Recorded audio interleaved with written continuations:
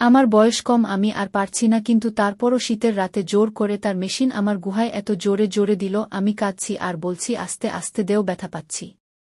Hello বন্ধুরা, আমি তোমাদের নূপুর আপু। আজকের গল্পটি সম্পূর্ণ শুনলে আপনাদের মেশিন দিয়ে টপটপ করে পানি চলে আসবে। তাই হাতের কাজ করার আগে হাতের কাছে টিস্যু রাখুন। আমার ভাবিমা হওয়ার পর বেশ একাকিত্ব বোধ করছিলেন।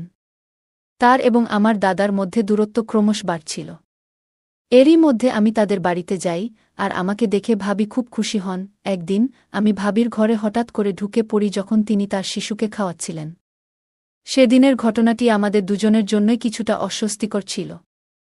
আমি পরিস্থিতি বুঝতে পেরে দ্রুত ক্ষমা চেয়ে বেরিয়ে আসি। এক রাতে ভাবি হঠাৎ আমার ঘরে আসেন। আমি বুঝতে পারলাম তিনি মানসিক চাপে আছেন। কিছু না বললেও তার চোখে ক্লান্তির চিহ্ন স্পষ্ট ছিল।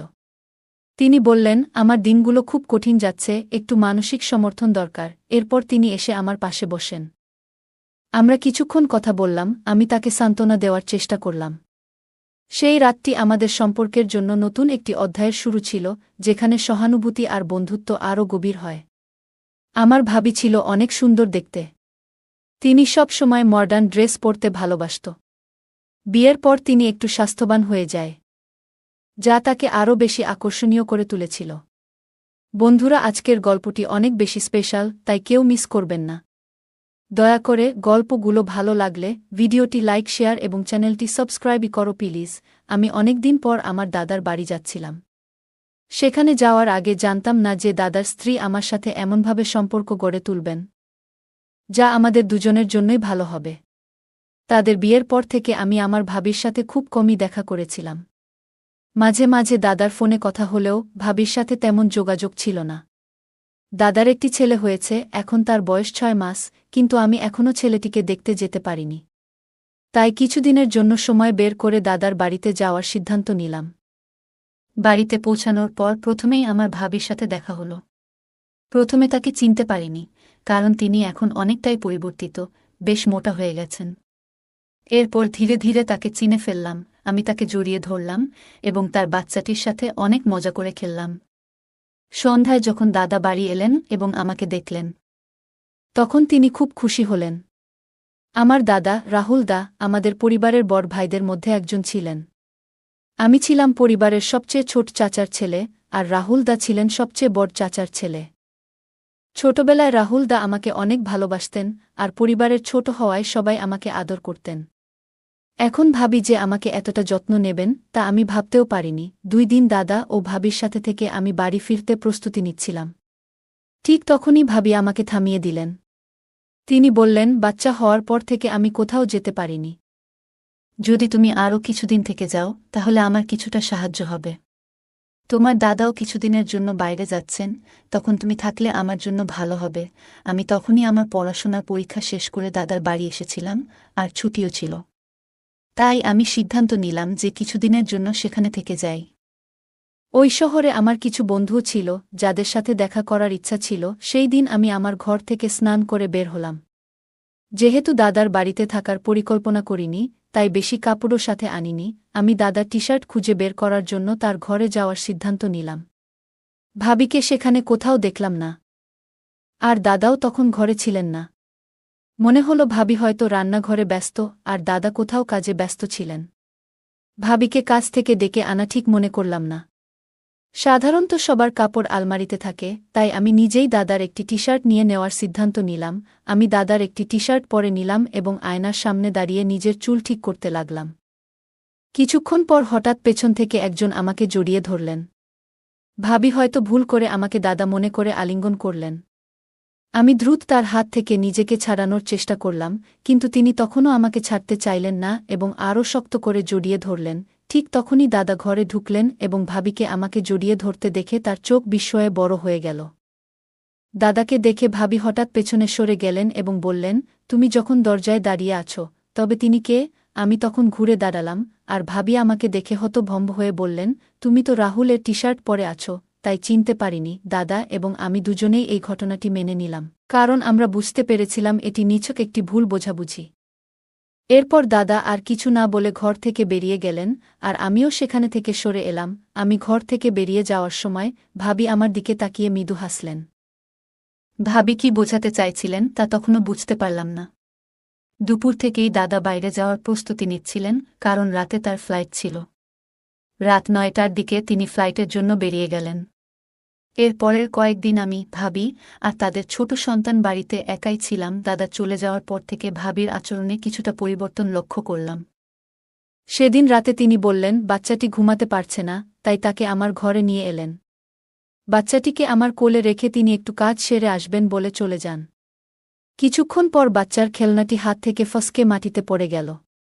খেলনাটি তুলতে গিয়ে তিনি নিচু হলেন, আর তখন তার শাড়ির আঁচল সামান্য সরে গেল।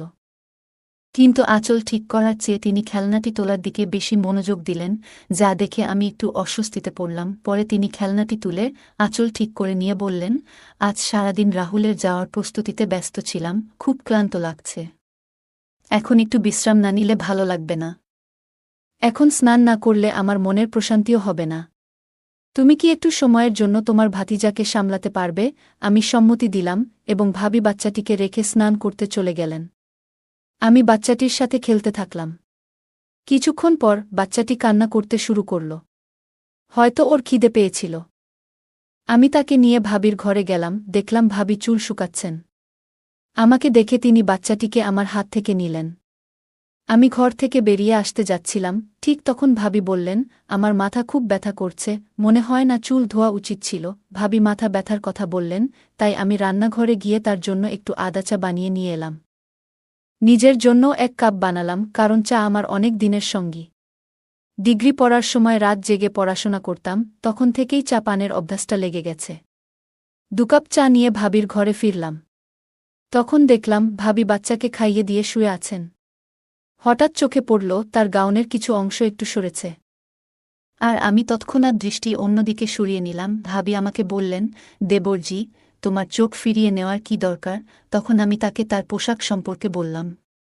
তিনি দ্রুত তা ঠিক করলেন। আমি তার দিকে তাকালাম, এবং কিছুক্ষণ আগের ঘটনা মনে পড়ায় একটু লজ্জা পেলাম। ভাবি কোনো দ্বিধা ছাড়াই আমার সাথে কথা বলতে শুরু করলেন। চায়ের কাপ হাতে নিয়ে বললেন, তোমার বানানো চা বেশ ভালো হয়েছে। মাথার ব্যথাও যেন সেরে গেছে। চা শেষ করে আমি কাপগুলো তুলে রান্নাঘরে রাখলাম, এবং তারপর নিজের ঘরে গিয়ে ঘুমিয়ে পড়লাম। পরদিন প্রতিদিনের মতো আমি সকালবেলা ঘরের বাইরে ব্যায়াম করছিলাম। সাধারণত ভাবি সকাল ৯টার দিকে ওঠেন, তাই আমি জানতাম তিনি এত সকালে বের হবেন না। আমি প্রতিদিন সকাল ৭টায় উঠে ব্যায়াম শুরু করি, এবং ৮টার মধ্যে শরীর ঘামে ভিজে যায়। হঠাৎ ৮টার সময় ভাবি তার ঘর থেকে বেরিয়ে এলেন। আমাকে এক্সারসাইজ করতে দেখে বললেন, তুমি তো এত ফিট আছো, আমাকে কখনো এক্সারসাইজ করার পরামর্শ দাওনি কেন? বাচ্চা হওয়ার পর থেকে আমার শরীরের অবস্থা খারাপ হয়ে গেছে। আমি হেসে বললাম, কোনো সমস্যা নেই, তুমি আজ থেকে আমার সাথে ব্যায়াম করতে শুরু করো। তারপর ভাবি শার্ট ও প্যান্ট পরে এলেন, যাতে তাকে একটু অন্যরকম লাগছিল। আমি নিজেকে সামলে নিলাম এবং ভাবিকে ব্যায়ামের ধাপগুলো শেখাতে লাগলাম। এইভাবে আমাদের মধ্যে কথাবার্তা আরও বেড়ে যেতে লাগল। মাঝে মাঝে ভাবি হঠাৎ দুপুরে আমাকে তার ঘরে ডেকে পাঠাতেন, যাতে তিনি কোনো সাহায্য বা পরামর্শ নিতে পারতেন। এরপর একদিন আমার এক বন্ধুর ফোন এলো, যে এই শহরেই থাকত। তাকে বললাম যে আমিও এই শহরে আছি, এবং সে আমাকে দেখা করতে জোর করতে লাগল। যখন আমি বন্ধুর সাথে ফোনে কথা বলছিলাম, ভাবি আমার পাশেই বসেছিলেন। আমি বাইরে যাওয়ার কথা বলতেই তিনি আমাকে থামিয়ে বললেন, এখন তো আমরা দুজনই বাড়িতে আছি, তাই তুমি তোমার বন্ধুকে এখানে ডাকো। আমি তোমাদের জন্য ভালো কিছু খাবার তৈরি করব। আমি আমার বন্ধুকে বাড়িতে আসার জন্য ঠিকানা দিলাম, এবং ভাবি সেদিন আমাদের জন্য নিজ হাতে খুব সুন্দর কিছু খাবার তৈরি করলেন। আমার বন্ধু সুনীল এলে ভাবি তার সঙ্গে বেশ ভালোভাবে কথা বললেন। কিন্তু সুনীল চলে যাওয়ার পর ভাবি বললেন, তোমার এই বন্ধুকে ভালো লাগেনি। তার চোখের দৃষ্টি কিছু ঠিক ছিল না। মহিলারা পুরুষদের দৃষ্টিভঙ্গি ভালোভাবে বুঝতে পারেন, আর ভাবি হয়তো সঠিকভাবেই সেটা ধরতে পেরেছিলেন। আমি ভাবিকে আশ্বস্ত করলাম, ঠিক আছে, আজ থেকে আমি তার সাথে শুধু বাড়ির বাইরে দেখা করব। আর কখনো তাকে বাড়িতে ডাকব না। সেই রাতেই বাচ্চাটি খুব কান্নাকাটি করছিল, আর ভাবিও বেশ ক্লান্ত লাগছিলেন। আমি শিশুর কান্নার শব্দ শুনে ভাবির ঘরে গেলাম। তার হাত থেকে বাচ্চাটিকে নিয়ে কোলে নিয়ে শান্ত করার চেষ্টা করলাম। তখন ভাবি বললেন, ভাই, আপনি আমার আর আমার বাচ্চার যত্ন কেমন করে করছেন? রাহুল তো বাচ্চা কান্না করলে পাশের ঘরে গিয়ে ঘুমিয়ে পড়ে, কিন্তু আপনি আপনার ঘুম নষ্ট করে আমাদের পাশে এসে দাঁড়ালেন। তার চোখে জল দেখা গেল। ভাবি বললেন, আমার পেটে অনেক যন্ত্রণা হচ্ছে, আমি ভেবেছিলাম তার জন্য কিছু গরম পানীয় তৈরি করে আনব, তখনই তিনি আমার হাত ধরে বললেন, কিছু আনার দরকার নেই। এটা আমার শারীরিক সমস্যার কারণে হচ্ছে। এবং আগামী কয়েকদিন এমনটাই চলবে। ভাবি হঠাৎ করে তার মাথাটা আমার কাঁধে রাখলেন। আমি বুঝলাম, সম্ভবত তিনি বেশ ক্লান্ত আর অসুস্থ বোধ করছেন। বাচ্চাটাও তাকে সারাদিন বিরক্ত করেছে। তাকে আরাম দিতে আমি তাকে বিছানায় শুইয়ে দিলাম এবং মাথায় আলতো করে হাত বোলাতে লাগলাম। কিছুক্ষণ পর ধীরে ধীরে তার মুখে আরামের ভাব ফুটে উঠল। কয়েকদিন পর ভাবির শরীর আগের তুলনায় বেশ সুস্থ মনে হল। ভাবি আমার ঘরে এলেন, আজ যেন তাকে দেখতে আরও সুন্দর লাগছিল। তিনি কালো রঙের একটি শাড়ি পরেছিলেন। ভাবি বললেন, ভাই, এই কয়েকদিনে আপনি আমার খুব যত্ন নিয়েছেন। বিয়ের পর থেকে রাহুল কখনোই আমার এতটা খেয়াল রাখেনি। অন্তত আমি মনে করতে পারছি না। আপনার মতো একজন স্বামী পেলে হয়তো আমার জীবনটা আরও সুন্দর হতো। কিন্তু কি করব, আমার ভাগ্যই খারাপ। আমি ভাবলাম, অনেক মহিলাই তাদের স্বামী সম্পর্কে অভিযোগ করেন, হয়তো ভাবিও তেমনি কিছু বলছেন। কিন্তু কিছুক্ষণ পর তিনি আরও কাছে এসে বললেন, ভাই, আপনার কাছ থেকে একটা বড় সাহায্য চাই। তিনি বললেন, গত কয়েকদিনে আপনার কাছ থেকে আমি যে সমর্থন পেয়েছি সেটা কোনোদিন ভুলব না। ভাবি এত সহজভাবে কথাগুলো বললেন যে আমি কিছুটা বিস্মিত হলাম। আমি জিজ্ঞাসা করলাম, ভাবি, আপনি ঠিক আছেন তো? এসব বলার মানে কি? আমি বিষয়টিকে গভীরে নিতে চাইছিলাম না, তাই আলাপ অন্যদিকে ঘোরানোর চেষ্টা করছিলাম। তখন হঠাৎ করে ভাবি কেঁদে উঠলেন। বললেন, আজ পর্যন্ত আমি অনেক কষ্ট মনে ধরে রেখেছি। আজ আপনার সামনে সব কিছু খুলে বলতে ইচ্ছে করছে। ভাবি বললেন, তোমার ভাই অনেক দিন ধরে অসুস্থ, আর তার প্রভাব আমাদের ছেলেও সহ্য করছে। জন্ম থেকেই আমার সন্তান দুর্বল। তোমার ভাইয়ের অসুস্থতার কারণেই এমনটা হয়েছে। যদি গাছের শিকড় দুর্বল হয়, তাহলে ডালপালা কি শক্তিশালী হতে পারে? আমি অবাক হয়ে বললাম, ভাবি, তুমি এসব কি বলছ? তোমার কথাগুলোর মানে পুরোপুরি বুঝতে পারছি না। ঠিক তখনই ভাবি আমার দিকে ফিরে আবেগপ্রবণ হয়ে বললেন, ভাই, আমাকে বিশ্বাস করো। আমি মিথ্যা বলছি না। এরপর তিনি তার ঘরে গিয়ে আমার ভাইয়ের কিছু মেডিকেল রিপোর্ট নিয়ে এলেন। বললেন, তোমার ভাইয়ের অসুস্থতা সম্পর্কে তুমি জানোই। আমার সন্তানও খুব অল্প বয়সে নানা সমস্যায় ভুগছে, আর আমি নিশ্চিত নই সে কতদিন সুস্থ থাকবে। এখন আমাদের কাছে খুব বেশি সময় নেই। তাছাড়া তোমার ভাই তো বাড়িতেও নেই। ভাবি আমাকে গভীরভাবে দেখলেন এবং বললেন, তুমি তো বুঝতে পারছ, এই পরিস্থিতিতে একজন মায়ের কত কিছু চিন্তা করতে হয়। তিনি সাহায্যের জন্য অনুরোধ করলেন। আরও বললেন, আমার এমন এক সন্তানের প্রয়োজন যে সুস্থ এবং শক্তিশালী হবে। আমি জানি তোমার ভাইয়ের থেকে সেটা সম্ভব হবে না। ভাবিকে তখন খুব চিন্তিত দেখাচ্ছিল। আমি একবার তাকিয়ে দেখলাম, তার মধ্যে এক ধরনের বিশেষ কিছু ছিল, যা আগেও আমার মনে কল্পনা এসেছে। যেন তিনি একজন খুবই সুন্দর এবং গুণী মহিলা আমার সামনে দাঁড়িয়ে আছেন। আমি মনে করলাম, এই সময়ে তাকে মানসিকভাবে সাহায্য করা দরকার, এবং তাই তার পাশে থাকার সিদ্ধান্ত নিলাম। আমরা সেই রাত কিছুক্ষণ কথা বললাম, একে অপরকে বুঝতে চেষ্টা করলাম। ঠিক তখন পাশের ঘর থেকে শিশুর কান্নার আওয়াজ পেলাম। আমরা দুজনেই শিশুটির যত্ন নিতে উঠে গেলাম, কিন্তু আমার মনে হচ্ছিল এটা ঠিক হবে না। তাই আমি ভাবিকে বললাম যে সে যেন বাচ্চার দিকে একটু নজর রাখে। এরপর আমি গভীর ঘুমে ঢলে পড়লাম। যখন ঘুম ভাঙল তখন সকাল হয়ে গেছে। আমি ঘুম থেকে উঠে দেখি ভাবি আমার পাশে বসে আছেন। তিনি এখনও সেই একই নাইট ড্রেসে ছিলেন। মনে হলো তিনি রাতে একটুও ঘুমাননি, কারণ আমি উঠতেই ভাবি আমার সামনেই আছেন। তিনি হেসে বললেন, ভাইজা, আপনি তো আমাকে ভালোভাবেই বোকা বানালেন। আপনি রাজি বলার পরেও সরাসরি ঘুমিয়ে পড়লেন। আমি তখন তাকে আলতো করে বললাম, আমাদের জন্য সময় আছে, মাত্র একটা দিন নয়, সামনের 15 দিন আমাদের জন্যই রয়েছে। মনে রেখো, আমরা একে অপরের পাশে আছি। ভাবি নিজে থেকেই আমার দিকে এগিয়ে এসেছিলেন, তবে আমি বুঝেছিলাম এর আগে আমাকে কিছু মানসিক প্রস্তুতি নিতে হবে, কারণ এই অভিজ্ঞতা আমার জন্য নতুন ছিল। সেই দিন আমি সেলুনে গিয়েছিলাম এবং পথে আমার এক বন্ধুর কথা মনে পড়ে। সে বরাবরই মেয়েদের ব্যাপারে বেশ অভিজ্ঞ ছিল, সবসময় কাউকে না কাউকে ইমপ্রেস করার চেষ্টা করত। ভাবির সঙ্গে দেখা করার আগে আমি তার কাছ থেকে কিছু পরামর্শ নিলাম। সে আমাকে কিছু টিপস দিল। রাতে প্রতিদিনের মতো ভাবি আমার ঘরে এলেন। আমি মনে করলাম, বন্ধু একদিন বলেছিল, অনেক মানুষ চকোলেট পছন্দ করে এবং উপহার দিলে সম্পর্কের মধ্যে উষ্ণতা বাড়ে, তাই আমি ভাবিকে একটি চকোলেট দিলাম। তিনি মৃদু হাসলেন, আর সেই মুহূর্তে বুঝলাম তিনি অনেক আন্তরিক এবং অনুভূতিপ্রবণ। তার সঙ্গে কথা বলাটা খুবই মধুর ছিল এবং সেই দিনটা আমাদের মধ্যে একটি সুন্দর বন্ধুত্বের স্মৃতি হয়ে থাকল। পরের দিন সকালে ঘুম থেকে উঠে নিজেকে খুব সতেজ ও প্রশান্ত লাগল। জীবনের ২৫ বছরেও এমন অনুভূতি আগে কখনো হয়নি, যা আমাকে গভীরভাবে স্পর্শ করেছিল। সেই অভিজ্ঞতা মনে দাগ কেটেছিল। এরপর থেকে ভাবির সঙ্গে সময় কাটানো যেন একটা অভ্যাসে পরিণত হল। আমরা বিভিন্ন বিষয়ে কথা বলতাম আর তার সঙ্গ উপভোগ করতাম। তবে কিছুদিন পর দাদা বাড়ি ফিরলেন। আমি ভেবেছিলাম হয়তো এখন আমাদের বন্ধুত্বের সেই খোলামেলা মুহূর্তগুলো আর আগের মতো থাকবে না। তবুও রাতের সময় যখন সবাই ঘুমিয়ে থাকত, ভাবি মাঝে মধ্যে আমার সঙ্গে কিছু সময় কাটাতে আসতেন। আমরা তখন নানা বিষয় নিয়ে আলোচনা করতাম। একবার রাতের বেলা ভাবি আমার ঘরে এসে হাসি মুখে বললেন, গত ২ দিন ধরে আমার মনে হচ্ছিল আমি হয়তো মা হতে চলেছি। আজ চেকআপ করানোর পর নিশ্চিত হলাম যে আমি গর্ভবতী। দেবরজি, আপনি বাবা হতে চলেছেন আর আমি মা। আমি ভাবিকে অভিনন্দন জানালাম। তখন ভাবি বললেন, দেবরজি, শুধু অভিনন্দন দিলেই হবে না। যখন এই সন্তান আপনার, তখন তার দায়িত্বও আপনাকেই নিতে হবে। আমি অবাক হয়ে বললাম, দায়িত্ব? কিসের দায়িত্ব? ভাবি তখন বললেন, আপনাকে আপনার সম্পত্তির অর্ধেক অংশ এই সন্তানের নামে করতে হবে। ভাবির কথা শুনে যেন আমার পায়ের নিচ থেকে মাটি সরে গেল। আমি বললাম, ভাবি, আপনি কি বলছেন? আমার নামে তো ১ টাকাও নেই। ভাবি কিন্তু আমার কথা মানতে রাজি নন।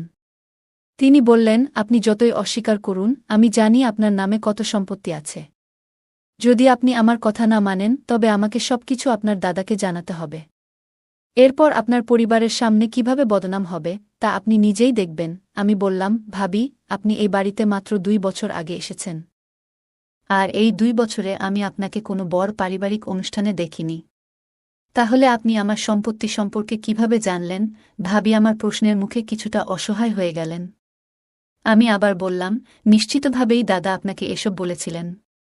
কিন্তু ভাবি, আপনার কাছে যত সম্পত্তিই থাকুক না কেন, কয়েক বছরের মধ্যে সেটা কোনো কাজে আসবে না। সে শুনে খুব চিন্তায় পড়ল। আমি তাকে মৃদু হেসে বললাম, তুমি কিছু বুঝতে পারছ? তখন সে বলল, দেবর, তুমি কি বলতে চাচ্ছ? আমি উত্তর দিলাম, আমার শরীরে এক ধরনের রোগ আছে, যেটা হয়তো তোমারও হতে পারে। তবে চিন্তা করো না, এটা খুব জটিল কিছু, যা কখনো ঠিক হবে না। আর কিছুদিন পরেই আমি মারা যাব, সাথে তুমিও। তাই আমি আমার সম্পত্তির এক অংশ তোমার নামে লিখে দিতে চাই। সে তখন খুবই অবাক হয়ে গেল। তার মুখ লাল হয়ে উঠল এবং বলল, এই কি বিপদে পড়লাম আমি। তারপর সে তার স্বামীকে জোরে জোরে ডাকতে শুরু করল। দাদা সঙ্গে সঙ্গে ঘরে চলে এলো, যেন বাইরে দাঁড়িয়ে সবকিছু শুনছিল। তখন ভাবি তার স্বামীকে বলল, আমি সম্পত্তির জন্যই তোমার ভাইয়ের কাছে এসেছিলাম। কিন্তু আমি জানতাম না যে তার শরীরে এই ধরনের সমস্যা রয়েছে। এখন আমাকে কি করতে হবে? এরপর দাদা আর ভাবির মধ্যে তর্ক শুরু হয়ে গেল। আমি সব বুঝতে পারছিলাম যে ভাবির পরিকল্পনাটি সঠিকভাবে সফল হয়নি। ভাইয়ের সাথে ভাবির প্রথম পরিচয় এবং এরপর যা ঘটেছিল, সবকিছুই এখন পরিষ্কার হয়ে গেল। সে খুব লোভী, আর সেই কারণেই ভাইয়া তার থেকে দূরে সরে গিয়েছিল। তার স্বার্থ ছাড়া সে কারো কাছে আসে না। রাহুল ভাই আমাকে শুধু ভাবির ব্যাপারে সতর্ক করেছিল। কিন্তু সেদিন রাতে দাদার আসল চেহারাটাও আমার সামনে উন্মোচিত হল। তারা দুজন মিলে আমাকে ঠকিয়ে আমার সম্পত্তি হাতিয়ে নেওয়ার পরিকল্পনা করেছিল। আমি দাদাকে বললাম, দাদা, তুমি এতটা নিচে নামতে পারবে, তা আমি ভাবতেও পারিনি। তুমি কিভাবে তোমার স্ত্রীকে অন্য পুরুষের সঙ্গে সম্পর্ক রাখতে দাও? শুধু টাকার জন্য তুমি নিজের ভাইয়ের সঙ্গে প্রতারণা করছ। আমি ভেবেছিলাম আমার দাদা এখনও আমাকে নিঃস্বার্থভাবে ভালোবাসে। কিন্তু আমি ভুল ছিলাম। আমার কথা শুনে দাদা চুপচাপ মাথা নিচু করে দাঁড়িয়েছিল। আর ভাবির চোখে তখন জল। আমি তখন ভাবিকে সত্যিটা জানিয়ে দিলাম। আমি বললাম, ভাবি, তোমার চিন্তা করার দরকার নেই। আমার কোনো গোপন রোগ নেই, আর আমি তোমার সঙ্গে কিছুই ভুল করিনি। যখন তুমি আমার কাছে আসতে, আমি তোমাকে চকোলেট খেতে দিতাম, যাতে ঘুমের ওষুধ মেশানো ছিল। তুমি যখন ঘুমিয়ে পড়তে, আমি ঘর থেকে বেরিয়ে যেতাম। যদি তুমি আমার কথা বিশ্বাস না করো, তাহলে সেই গোপন ক্যামেরার ফুটেজ দেখে নাও, যেটা তুমি আমার উপর নজর রাখার জন্য বসিয়েছিলে। সবকিছু পরিষ্কার হয়ে যাবে। এরপর দাদা ও ভাবি আমার কাছে ক্ষমা চাইতে শুরু করল। কিন্তু তাদের ক্ষমা করার মতো আমি আর কোনো ইচ্ছা রাখিনি। তারা যা পরিকল্পনা করেছিল তা আমাদের পরিবারেও ছড়িয়ে পড়েছিল এবং সবার সঙ্গে তাদের সম্পর্ক ভেঙে গেছে। এখন তারা একেবারে একা হয়ে গেছে, তাদের কর্মের ফল ভোগ করছে। বন্ধুরা, আজকের দিনে মানুষ তার নিজের রক্তের সম্পর্ককেও ভুলে যাচ্ছে শুধুমাত্র টাকার জন্য। সত্যিই কি টাকা সম্পর্কের চেয়ে বেশি মূল্যবান হয়ে গেছে? গল্পটা কেমন লাগলো জানাতে ভুলবে না। আরও মজার মজার রোমান্টিক গল্প শুনতে চাইলে ভিডিওটি লাইক, শেয়ার এবং চ্যানেলটি সাবস্ক্রাইব করতে এবং বেল আইকনটি ক্লিক করতে ভুলবে না। ধন্যবাদ।